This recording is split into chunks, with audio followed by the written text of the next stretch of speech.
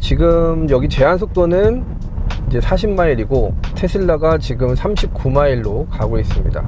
지금 혼자서 움직이는 그 요크 핸들 여러분 보이시죠? 코너가 심하다 보니까 지금 테슬라가 좀 힘들어 하는데요.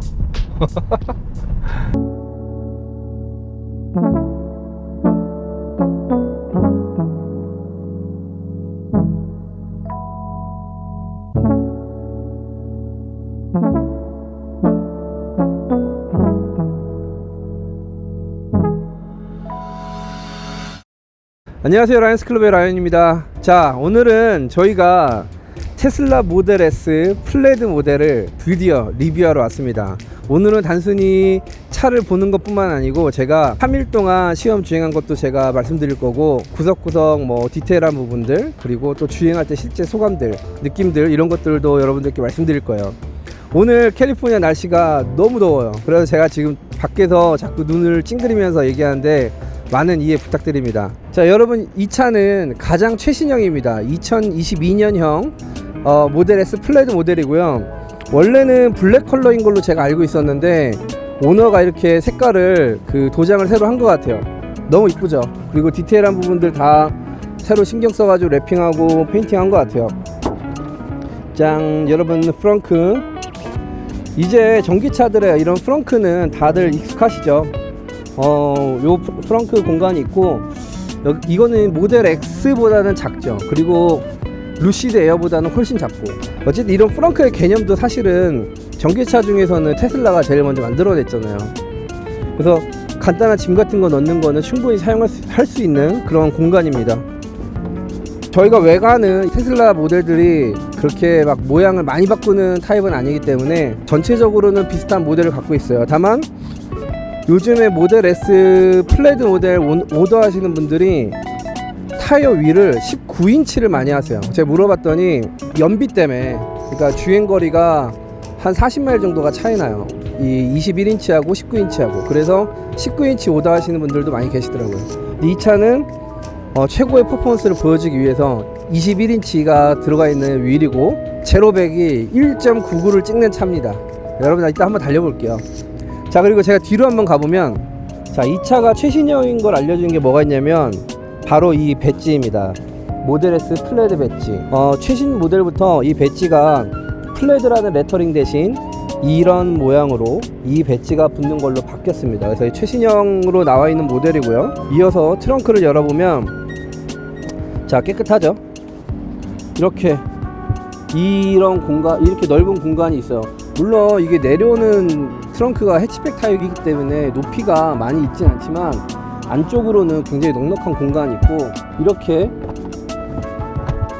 밀어서 제낄 수 있기 때문에 만약에 뭐 짐을 더 넣어야 되신다고 하면 공간은 충분히 여러분들이 여유있게 쓰실 것 같아요. 다만 저는 이런 게 있어요. 이게 트렁크가 깊은 건 좋은데 반면에 뒷좌석에 좀 이렇게 등받이가 서 있어요. 제가 이전 영상에서도 좀 서 있는 것 같다, 그래서 이번에 이 차를 받고 운전하면서 뒤에도 계속 앉아보고 했는데 역시나 좀 그 서 있는 것 때문에 피로도가 저는 있었거든요. 그래서 그 부분이 저는 모델 S를 산다고 할 때 가장 좀 망설여지는 부분이 아닌가라는 생각이 듭니다.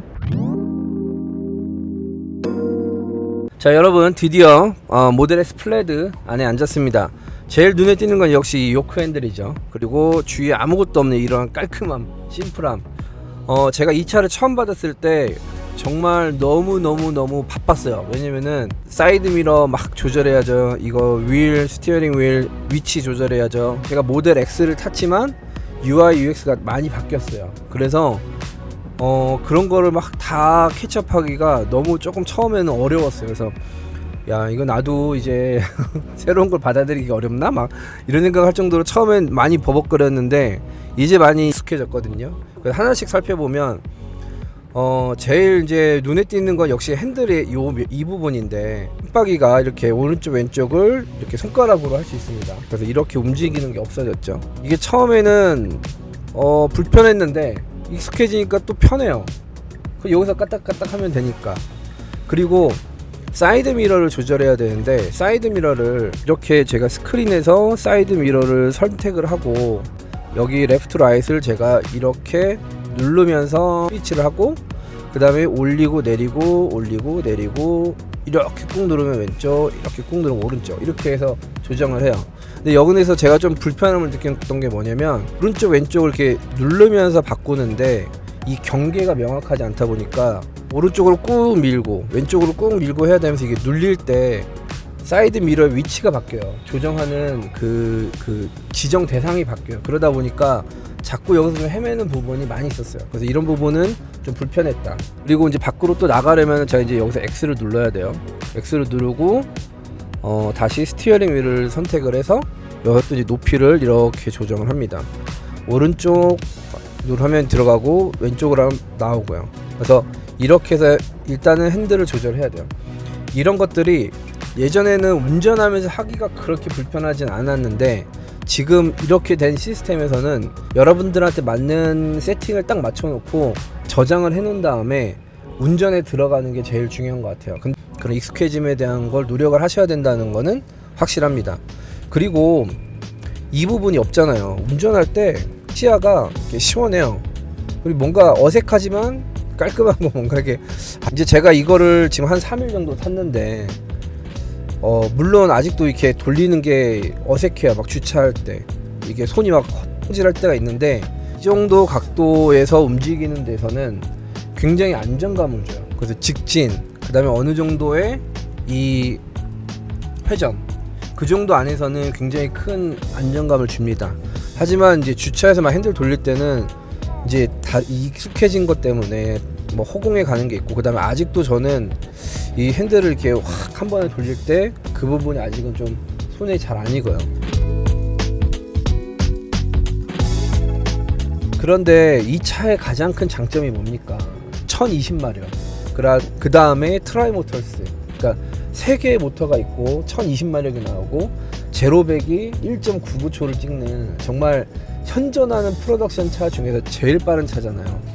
그러다 보니까 운전 중에 제가 그냥 살짝만 엑셀레이터를 밟아도 이미 100km가 가 있어요. 그리고 미국에서 마일이니까 한 80마일, 100마일이 가 있어요. 그러니까 160km죠.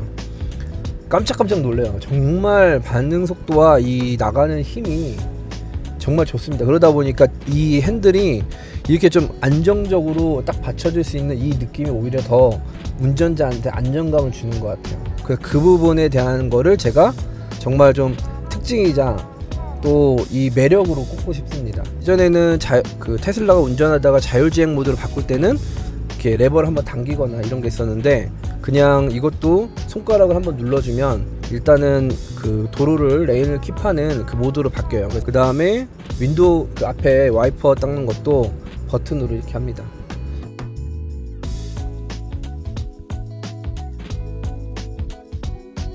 요크 핸들 뭐 불편한 것도 있고 적응하는데 어려운 것도 있겠지만, 그렇게 또 적응이 되고 익숙해지고 한번 세팅이 되고 나면 여러분들 굉장히 이 차의 성능을 제대로 느낄 수 있게 해주는 그런 핸들임에는 틀림없다.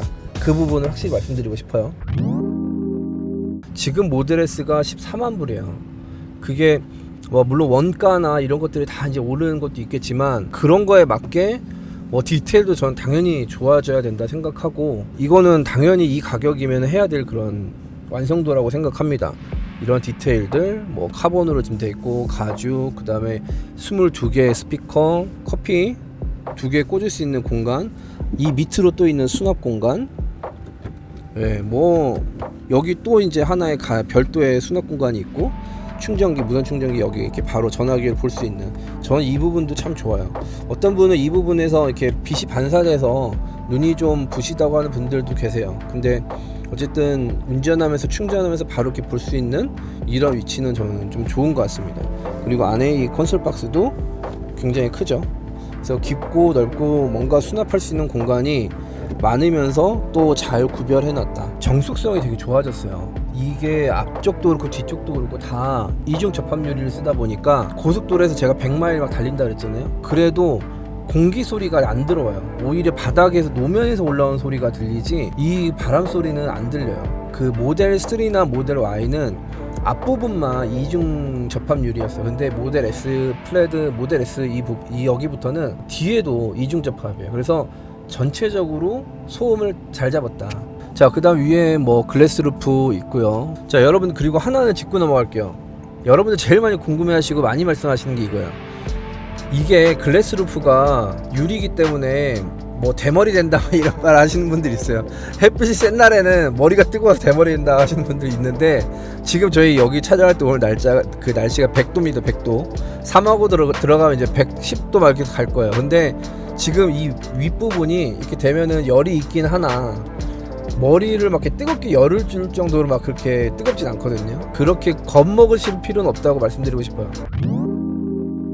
스크린에 메뉴 한번 보도록 할게요. 제일 먼저 좀 말씀드리고 싶은 건 이제 드라이브와 그 다음에 뒤로 가는 후진 모드. 이렇게 해서 이제 제가 브레이크를 밟고 위로 밀면은 제가 앞으로 가고 뒤로 밀면은 이제 후진합니다.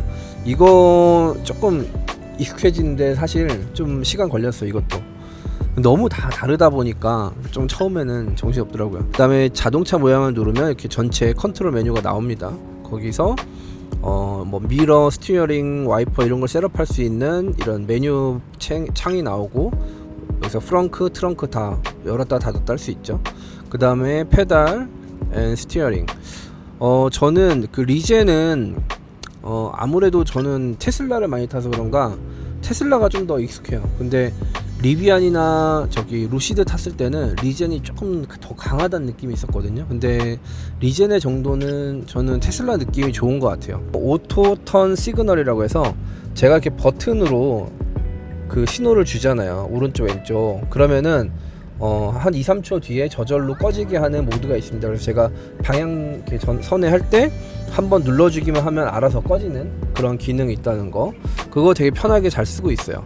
그 다음에 서스펜션은 일단 어댑티브 서스펜션 댐핑이라고 이제 써 있는데, 이게 제가 운전하다 보면 속도에 맞춰서 서스펜션을 높였다 낮췄다 하는 게 이렇게 메모가 나와요. 그래서 자동적으로 차체를 이렇게 제어를 해준다. 그 부분 좋아요. 그리고 되게 디테일하게 제가 또 세팅을 할 수가 있어요. 댐핑 세팅을 뭐 소프트하게 하냐 하드하게 하냐 높이를 높게 하냐 낮게 하냐, 여러분들 운전의 선호에 따라서 할 수 있는 재미가 확실히 더 많이 늘어난 차량 같습니다.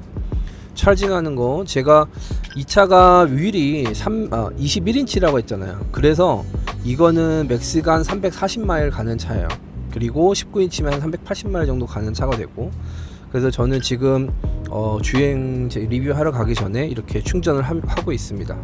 저는 이 부분이 제일 그리웠거든요. 테슬라에서 딱 그리웠던 부분 두 가지, 오토파일럿 그 다음에 내비게이션. 이 차를 딱 타자마자 그 집에 올 때까지 고속도로 제가 30분을 달렸는데 거의 그냥 자동 모드로 놓고 운전했어요. 그냥 제가 프리에만 바꿔 타고 탔다 내렸다 이것만 제가 하고, 직진으로 가는 거는 그냥 오토 세팅해 놓고 갔습니다. 확실히 자율주행은 테슬라가 최고예요. 다른 차들이 할 수 없는 퍼포먼스를 테슬라는 굉장히 그 부드럽고 안정적으로 해요. 그래서 제가 테슬라를 안 타면서 그리고 또 다른 전기차들을 시승해 보면서 가장 그리웠던 부분 중에 하나였습니다. 그 다음에 뭐 이런 부분들이 있고, 그 다음에 큰 메뉴로 한번 가보면 이제 공기조향 장치 이렇게 해서 뭐 위치 조절, 방향 세기 조절하는 거 여러분들 다 이제 아시죠? 이 모델 S 이제 신모델로 오면서 이 쿨링 시트가 돼요. 그전에는 그 열선 시트만, 히리드 시트만 됐는데 지금은 이 쿨링 시트가 메뉴에 들어와 있습니다. 그래서 지금 실제로 시원하게 시트를 만들고 있어요. 그래서 앞좌석, 뒷좌석은 그 열선 시트만 됩니다. 이렇게. 그리고 뒤에도 공조 장치를 뒷좌석 조정할 수 있는 이 스크린이 따로 있거든요. 그래서 온도, 그다음에 이런 거를 뒤에서도 직접 조절할 수가 있어요. 자, 제가 운전할 때 이거를 누르거나 제 필요할 때 누르면 앞에 뒤에 이런 양쪽에 카메라들이 나와요. 그래서 이런 거는 제가 운전자가 필요하면 찾을 수 있는 거, 그 다음에 유튜브 영상 같은 것들, 넷플릭스 쉬는 시간에 이렇게 볼 수 있는 기능들 똑같이 들어가 있습니다. 네, 제가 지금까지 이제 신형으로 넘어온 모델 S 안쪽의 구성과 그 다음에 인테리어 이런 것들 한번 살펴보고 설명드렸습니다. 저는 그럼 잠깐 뒷자리에 가서 뒷공간은 어떤지 한번 실제로 앉아보고 여러분들한테 좀 보여드리는 시간을 갖도록 할게요. 네, 여러분 뒷좌석으로 왔습니다. 뒷좌석 이렇게 앉아보면 앞좌석도 역시 제 키에 맞춰놨어요. 뭐 공간이 좁다거나 뭐 이러진 않아요. 그러진 않고, 다만 내가 뒷좌석에 앉아있으면 좀 불편하겠다라는 생각은 있어요. 내가 만약에 모델 S 뒤에 타서 여행을 오래 가야 된다 그러면은 좀 부담될 것 같다라는 생각이 있어요. 그래서 그렇게 편안함을 주는 뒷좌석은 아니다. 시트는 조금 낮죠. 자세가 약간 좀 움츠린 느낌이고, 반면에 이렇게 등받이 약간 좀 이렇게 많이 패여 있어요. 그래서 각도보다는 조금 더 들어갔긴 하지만 그래도 좀 서 있는 느낌이 저는 강한 것 같아요.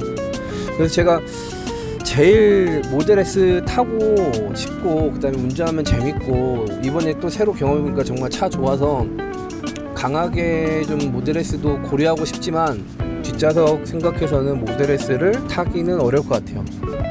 그 다음 여기 스크린에 있는데, 여기서 공조장치하고 뭐 열선 시트 만들 수 있고, 몰랐는데 유튜브 같은 거를 뒷좌석 있는 사람은 이렇게 따로 볼 수가 있네요. 뒤에 있는 사람이 요거를 볼 수 있는 이런 스크린이 운영이 된다.